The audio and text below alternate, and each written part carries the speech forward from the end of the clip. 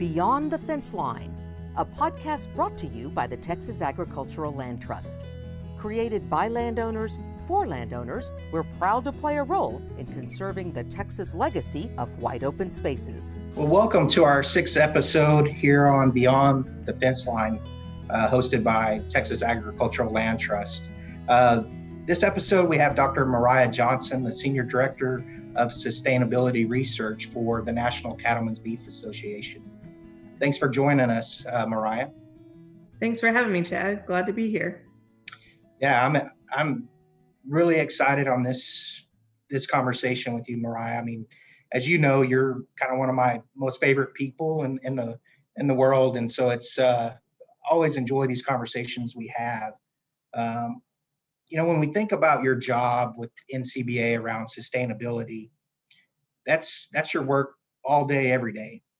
So that says something about, really, I think the sustainability space. And it's just not a trend, it's a focus for a lot of the industry.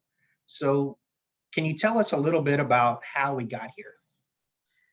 I think that's a good question, Chad. And I think you know my past well. And sometimes I even wonder how did I get here working on sustainability? And you and I have had several conversations throughout time around sustainability and what that means and what it looks like. And I think some of the things that we've drawn on before, when we've talked about it is not something new. And I think it's had several different names over time. And, so probably almost 100 years ago, you could say the roots of sustainability got a start with the word conservation. And when we came out of the Dust Bowl and focusing on different elements in soil conservation, and then really as we moved a few decades forward, it probably then picked up the term of environmentalism and just looking at the environment in general. And then it's continued to morph its way until probably, the 90s or the 2000s when the word sustainability really came around. Now, I think, sustainability as a term itself probably is a little bit more broad than what focusing on just the environment or just conservation is. And, there was probably even a time back when I was an undergraduate student really hearing about sustainability for the first time, I thought, oh, man, this is a fad, surely this will go away.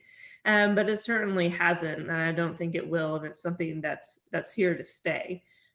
Because I think, at the base of it, we're here to feed people on this planet. And so when we think about feeding 9 or 10 billion people by 2050, people want to make sure that we do that in a way that will allow us to continue on, is not just going to deplete all of our natural resources on the earth.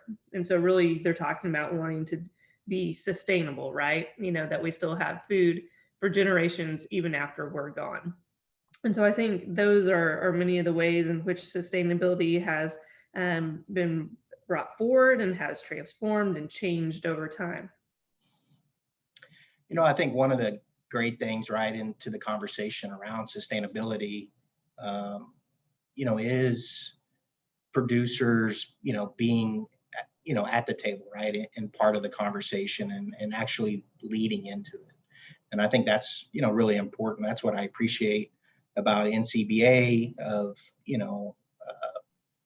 fully committed into the conversation, having your position and other positions within the National Cattlemen's Beef Association around sustainability to work throughout the whole industry. We have, other ranchers that are, fully involved in that conversation. Bob McCann, who's one of TALT's, board members, is the president of the Global Roundtable for Sustainable Beef. And, I think those things are really, really important. And it's great to see the culture really embracing this value of sustainability and the unique work, role that really working lands play in conservation. Can you talk to us, about the importance of the cattle in this dialogue about sustainability? Absolutely. I think your counterparts out in California with the California Rangeland Trust, they actually used a pretty neat term that I've kind of liked to steal here recently in a study they had commissioned, they talked about cattle being the protector of grasslands. And that's a phrase that I think just sums it up so nicely when we're thinking about conservation and the role that cattle play. I think, for many Americans who may not be familiar with production agriculture, they see cattle as just taking from the environment, and taking those natural resources, and don't really see cattle as being part of the cycle. But that's really what cattle are, is they're part of a natural cycle that's existed for millions of years. And they also help, as I mentioned, to protect the grasslands and our natural resources. And so they can help, protect our biodiversity. They can help to improve carbon sequestration.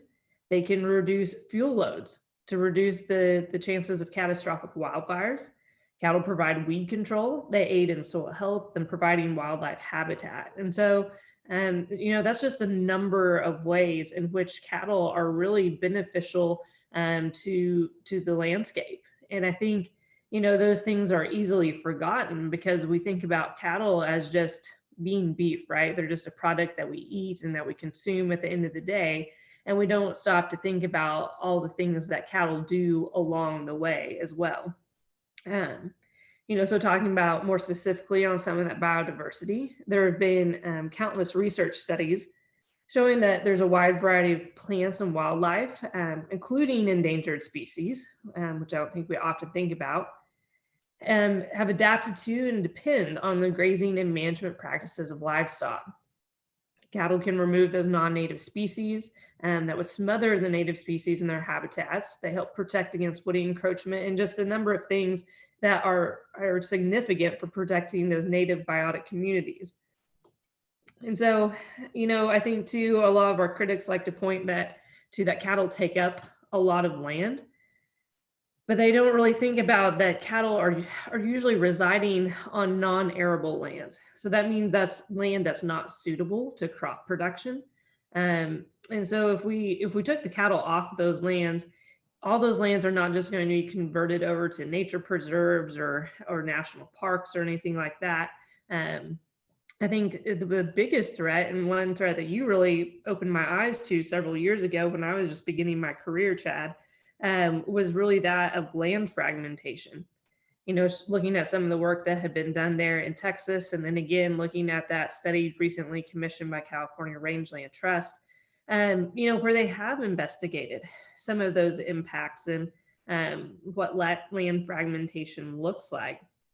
And so, there are several examples of places, where millions of acres have been converted from agriculture to urban development, since the 1980s and before. And when those lands are converted, we're no longer getting the carbon sequestration out of those lands. We've broken up wildlife, migratory pathways, we're doing some real damage when that land gets converted, for those urban areas. And that's not something we get back either, as you well know. And so, I think it's really important to think about cattle as being beyond the beef. We know that cattle produce, leather for our shoes or purses or whatever it may be, and other byproducts from pharmaceuticals to cosmetics to even, heart valves that can be used in human heart surgeries, helping to save lives. So really, cattle are an amazing, amazing animal that do so much more than just nourish us with this lean meat product. But they also protect the grasslands, and they're also providing many other resources that we as humans need. I think you articulated that, amazing. And I think, you had the other dynamics, right, of, the people are, getting further and further removed from agriculture, and understanding those connectivities, I think is another, important way of how we articulate and educate folks, for those importance. You kind of mentioned, one of the components of this life cycle assessment that looks at the cattle's footprint from cradle to grave. Can you explain a little bit more why that's so important? Yeah. So really, when we think about sustainability, I'm going to back up a little here. There's three main aspects to sustainability. And so we've been talking pretty heavy on one of them here, and that would be the environmental component. There's also the economic and the social components of sustainability as well. And so when we think about benchmarking or looking at what the sustainability of a product is, it's important to look across those three areas. And so a life cycle assessment would be one way to measure the environmental impact or environmental sustainability of a product. And so that life cycle analysis allows us to understand total cradle to grave impacts of a good or service. And so by cradle to grave, really what we mean is from the time an animal is born until that time that beef is consumed on our plate. What's the impact that whole entire way? And so those LCAs look at things like emissions, energy use, water use, and a variety of other impact categories. And so, you as much as anyone else, knows and has helped to share the message that in order for us to be able to continue to improve as an industry, we have to know where we're at in terms of, where our impact is today. And so it's kind of like, taking, a test in school or, taking any sort of self-assessment along the way. If I take this today and I grade myself and I see, well, here I am at point X, then I can look and see, well, what can I do differently? What can I potentially improve on? What things am I already doing pretty well? And so that serves as a baseline or a benchmark to say, okay, now I want to get over here to point Y in the future. How do I make that happen? And so then we can work on those things in a few years. We can come back and we can measure that again and see, how did I do? How have I made improvement over these period of years? And as we continue to do that, we can continue to grow as an industry. And so I think that's why having something like the life cycle assessment is so important, is because it allows us to mark where we're at and to have that growth and a place to focus on. Yeah, to build upon that, Myriah, the economic pillar of sustainability really tells this critical story for talks. That cattle are truly worth more than just pounds of beef. Can you dive in or tell us a little bit more of some research expanding on this economic thoughts? So in conjunction actually with the last life cycle assessment that was commissioned out of the Sustainability Research Program at NCBA, we also commissioned an economic impact report. So again, like I said, with environmental and LCA is one way to measure our environmental impact. An economic impact report is one way in which we can start to get a grasp or a handle on what our economic sustainability is. And so this forthcoming economic impact report was again done in conjunction with the latest LCA, which was great because these two studies will match up. We'll really be able to look at things more holistically with the two of them. But in this economic impact report, the way to think about this report is to say, what sort of impact does the beef industry have on our nation as a whole, to our economy, as well as to those regional and local economies. So it tracks things like if I, as a producer, I go into the feed store and I buy some feed, so I've spent my dollars there. Then those dollars are used to in turn pay an employee there who might then in turn go out to dinner at a restaurant in their community, or they might go to the dentist or seek other services, goods and services. And how those dollars multiply and go through the economy and how they help to drive the economy that they are a part of. And so I think that's something that's really important to capture, is to understand how the beef industry really drives those local economies. Because I think, in being part of rural economies, we can look and see that, we know that beef helps to drive these areas, but to have some numbers to put to that is also really important. And so in that forthcoming report, they found that the U.S. beef production and processing generated over 167 billion in gross sales, and that they supported a labor force of more than 721,000 workers across the U.S.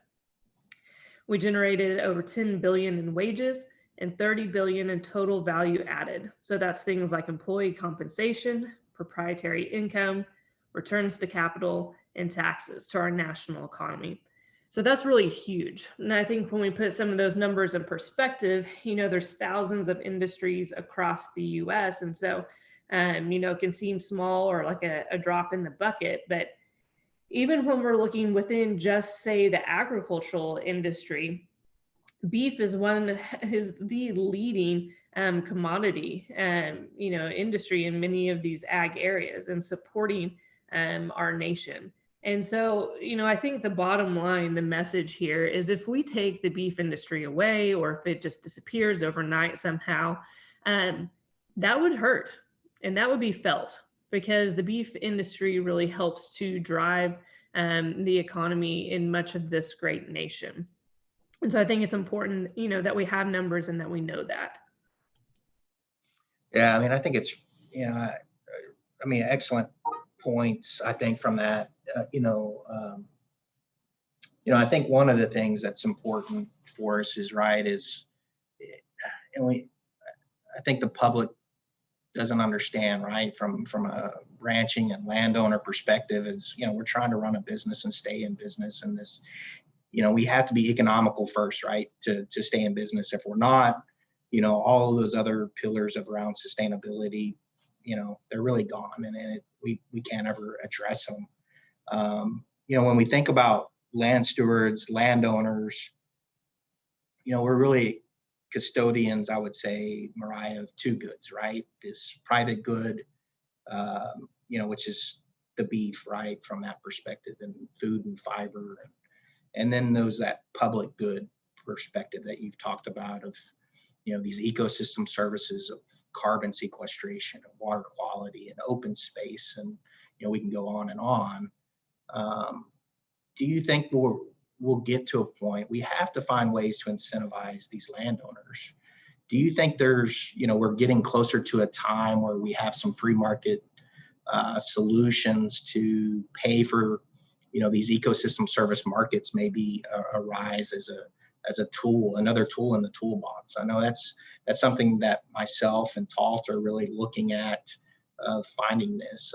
What's your perspective on that? Well, Chad, funny you should ask me that. I almost think maybe I should ask you that question. You've done about as much work in this area as anybody I know. So much of my perspective comes from, spending time with you, being around with you, and working with you when we were both at Noble. But, I certainly hope, that we're approaching a time where we can reward these producers for everything that they truly provide. Like we've talked about, cattle are providing so much more than just the beef, just that, kind of single commodity that we're getting paid for as producers, but, offering, being the protector of grasslands.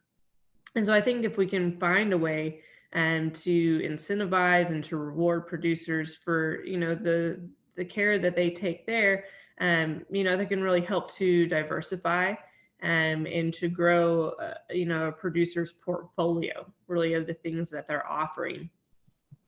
I think the hard part, right, and even from an economics background, coming from that perspective, it's hard to put a value on those things. They talk about in the economics world having, non-market valuation, and that's a fancy term, but that's kind of where we're at. Is a lot of these things like carbon or taking care of our water or grass, those aren't traded in a market. You don't go to the store and buy, water purification. Those are things that just inherently happen. And that's what makes it so hard, to put a value on it. And because there's a lot of biological processes that go with that as well.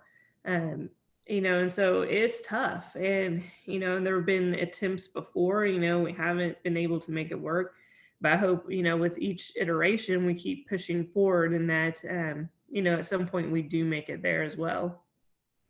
Yeah, I think we're getting closer, right, of being able to tie this connectivity of those goods that are produced, up the value chain to these corporations to meet some of those sustainability goals that they have it forth. And I think it's ways of, as you said, kind of keep stacking these services and incentives to kind of help move, us forward. I think I always kind of think of, really kind of comes to me as Aldo Leopold, right? Our father of conservation and wildlife. He kind of had that one quote that always resonates to me, right? Is, conservation will ultimately, boil down to rewarding the private landowner who conserves the public interest. And I think, we're getting to that point and aligning, and things are aligning where that becomes reality, and which is exciting, I think, for us landowners, of having some other opportunities in there. So, Myriah, I mean, what's next? I mean, what are some other things you're particularly curious about and working on? As I mentioned a little bit earlier, there's those three pillars or three facets, however you want to look at it, to sustainability, and that being environmental, which we've certainly talked on, economic, which we've spent some time talking on now as well. But the one that we haven't really hit on much yet is the social side. And I think that's the one that's probably the most confusing to people, or most nebulous, because it's hard when you hear the word social sustainability. Well, there's not really a whole lot of context there for what that means. And so when we think about social, some of the things that might encompass is things like worker safety, or providing jobs, or ways in which we, farmers and ranchers give back to their community, or tourism, recreation, open space, cultural values, and ways of life. And so those are all important aspects of sustainability as well. And so that's an area, that in this sustainability research program that we're working to dive into, because I think to really look at the sustainability of beef, we have to understand that aspect, and we have to be able to pair that with the environmental and the economic side in order to have that really complete picture about what the sustainability of our product is. And so, in the most recent round of funding that we had within the sustainability research program, we actually funded 3 social sustainability research projects. And so, I think this is really an opportunity here with these projects and with future projects for the beef industry to define what is social sustainability to us. Because when we look around at social sustainability in the literature, kind of from in the scientific space, a lot of that work has been done in a more corporate sense. Very little of it has been done in agriculture. And what of it that has been done in agriculture, very rarely has it touched or even looked or considered beef. So there's not much guidance out there in some ways. And so I think this is a real opportunity for us to come in and say, you know what, this is what it means for our industry. And that's what those researchers are aiming to do, is to look at some of that research, different areas, and to say, how can we apply this to the beef industry and what fits here? And so a couple of those projects are shorter term projects that should be done here in about a year. Or a little less, and so they'll put together some kind of draft indicators, or measurements of what that might look like. And then really that third project is also going to go out and survey producers across the U.S. And so they'll incorporate some of the findings from these early research studies and go out and look at things like community security in these ranching communities, and to test out these potential indicators and say, do these really work? Are these a fit? And is this telling us, kind of the information we were looking for, or what we were after? And so I think that would be important, and I really appreciate that, multiple of these projects, whether it's the larger one with the survey or even these shorter ones, we'll be interacting with farmers and ranchers throughout, so it's not just a textbook approach and going and saying, here's what theory says, but it's actually going out and interacting with, the people who are living it every day and saying, is this what social sustainability looks like in your space and in your community? And so having that feedback into the development of these products as well. A couple of the things and the things I hope we can continue to bring to life, they're also in the social sustainability realm. NCBA had a Cattlemen stewardship review back in 2017, and there's a few elements from that hopefully will paint a little bit clearer picture on social sustainability. But they found a few different things, and that's that farmers and ranchers, in general, more than 1/3 of them, or 39%, donate their time to other civic organizations in their communities, and that's compared to a national average of only 7%. Over one half have run for an elected office. We know that these folks serve, youth organizations, on school boards, church boards, whatever it might be, and that a lot of them, far more than the national average, are military veterans as well. And so there's a lot of things and a lot of ways in which farmers and ranchers give back, whether it's with their time or with their money, and that are really building and supporting their local communities. And I think that's something that's really important that we want to show, and that is something that we can highlight and sure have to be proud of in the beef industry. Hats off to you, Myriah. I mean, my kind of pet peeve and kind of philosophy is around usable science, right? Of thinking of the end user, through that, and you're definitely tackling this component, especially the social side, and is, bringing the producer in there, being part of that research, making sure you're looking through their lens in that context, which is important. It's important in the dialogue and truly understanding. And I think that's why, I think when we think about, step back 20 years ago and kind of the sustainability piece was coming, the producers were left out of that conversation. And that's where I think some of the skepticism becomes, and I think where some of the dialogue can change, that, from landowners and land stewards were definitely solutions, right, to all of these environmental issues and things that we're talking at. So I appreciate you taking that usable science approach and all your work. With that, I guess, Myriah, where can our listeners here access, all of these research and things that you've talked about today? To learn more and to gather some of these resources, I would just encourage people to go to beefresearch.org. So again, that's www.beefresearch.org. And so that's actually a NCBA or Beef Research, Cattlemen's Beef Board sponsored website. And you can find all of the research from the 4 research programs at NCBA, whether that's sustainability, product quality, meat safety, or human nutrition, all right there. And so that website is actually undergoing an upgrade, and so that will be updated in just a few weeks. So I'm really excited for people to come check out the new look of Beef Research, and should be able to find materials much more easily. But for every single research project we do, we put a project summary on Beef Research after it's completed. So all the work we've ever done is there, as well as some other, kind of white papers or fact sheets on different topics.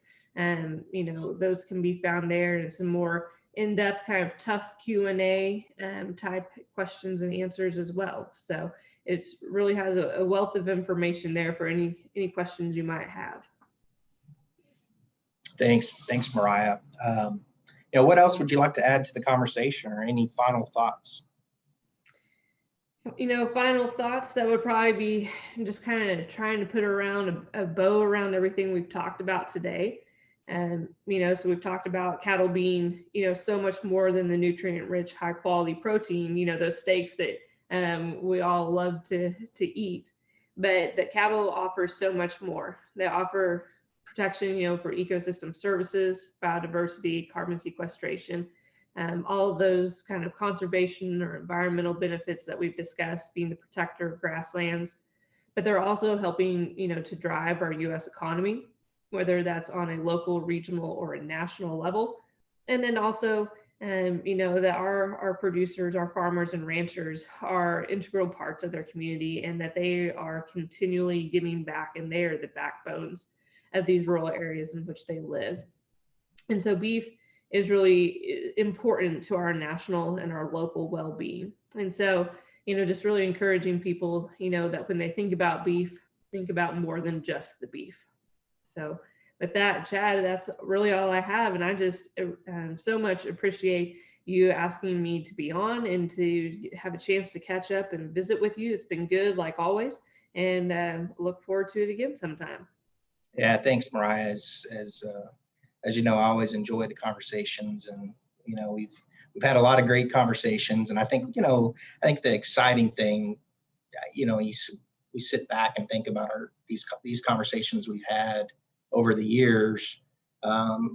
We've taken these conversations and we've actually moved them to action, and helped a lot of these thoughts, right, of brainstorming and thinking, what can we do to help the industry and help producers, we've put into action. And I think that's what's exciting and encouraging and exciting, I think, for my perspective, and I know other landowners of NCBA, and you being part of NCBA and helping move this dialogue, and helping find solutions for us. So thanks again for joining us today. Everyone, I think had please kind of join us for our next episode, number 7. We're going to bring a little different tactic, I think, on the next podcast. We're really going to bring partners to really discuss, I would say, the year end in review, right? And we think about 2020. It's been challenging for all of us. It's been challenging for TALT, right? We've had a leadership transition with Blair to myself, and then having to fight with COVID. But through that, we've been extremely resilient. We're going to probably have the best year we've ever had from a easement and conservation work from TALT. And so we're going to bring together some of those landowners and have some conversation of what the impact means to them and to us and to all Texans. So look forward to everybody joining us on our next episode. Till then, have a blessed one. Thank you. Beyond the Fence Line is brought to you by the Texas Agricultural Land Trust, dedicated to conserving the Texas heritage of agricultural lands, wildlife habitats, and natural resources. Find out more at txaglandtrust.org.